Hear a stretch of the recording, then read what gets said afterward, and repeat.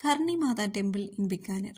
അതെ, നമ്മളെ വീട്ടിൽ വലിയ പ്രശ്നക്കാരായി കാണുന്ന എലികളെ ആരാധിക്കുന്ന ഒരു അമ്പലം. അത് ഒന്നും രണ്ടും എലിയൊന്നുമല്ല, 20,000-ഓളം എലികൾ. അതാണ് കർണി മാതാ ടെമ്പിൾ. ബിക്കാനേറിൽ വരാനോ അവിടെയുള്ള സ്ഥലമൊക്കെ കാണാനും ഒക്കെ അവസരം കിട്ടിയപ്പോൾ അത് ഞാൻ ഇങ്ങനൊരു അമ്പലത്തിനെ കുറിച്ച് കേട്ടത്. ഈ കഥ കേട്ടപ്പോൾ നമുക്കും കുറച്ച് ഇൻട്രസ്റ്റ് ആയി. ഞാനും പ്രവിയും കൂടെ ഒരു ദിവസം അവിടെ പോയി.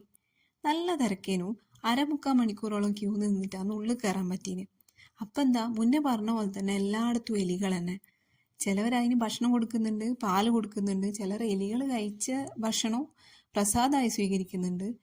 കുറച്ച് അത്ഭുതവും ആശ്ചര്യവും ഒക്കെ ചേർന്നിട്ടുള്ളൊരു ഇമോഷനേനും അനക്കും പ്രവിക്കും ഉണ്ടായത്. അപ്പോൾ പറഞ്ഞു വന്നത് കർണിമാതാ ടെമ്പിളിനെ കുറിച്ചാണ്. ഇവിടെ എങ്ങനെയാണ് എലികളെ ആരാധിക്കാൻ തുടങ്ങിയെന്നല്ലേ. ഏകദേശം 100 വർഷങ്ങൾക്ക് മുമ്പ് മഹാരാജാവ് ഗംഗാ സിംഗാണ് ഈ അമ്പലം പണിതത്. പക്ഷെ ഇതിന്റെ പിന്നിലുള്ള വിശ്വാസം എന്താന്ന് വെച്ചാൽ 14-ാം നൂറ്റാണ്ടിൽ ദുർഗാദേവി കർണിമാത എന്ന പേരിൽ ഇവിടെ ജീവിച്ചു.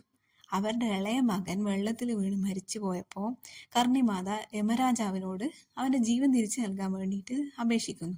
പക്ഷെ ആദ്യം യമരാജാവ് സമ്മതിക്കുന്നില്ല. എന്നാൽ നിരന്തരം യമരാജാവിനോട് ഇതേ കാര്യം അപേക്ഷിച്ചപ്പോൾ യമരാജാവ് കർണിമാതക്ക് ഒരു വാക്ക് കൊടുത്തു. എന്താന്ന് വെച്ചാൽ ഈ മരിച്ചുപോയ ഇളയ മകനും വരും തലമുറയിലുള്ള പുരുഷവംശവും എലികളായി പുനർജനിക്കും എന്നുള്ള രീതിയിൽ. അപ്പോൾ അങ്ങനെ കർണിമാതയുടെ മക്കളുടെ ആത്മാവായിട്ടാണ് ഈ എലികളെ ഇവിടെ ആരാധിക്കുന്നത്. ഇത്രയധികം എലികൾ ഉണ്ടായിട്ടും അവ കഴിച്ച ഭക്ഷണം പ്രസാദമായിട്ട് ആൾക്കാർ ഭക്ഷിച്ചിട്ടും അവിടെ ആർക്കും ആരോഗ്യ പ്രശ്നങ്ങളൊന്നും ഉണ്ടാകുന്നില്ല.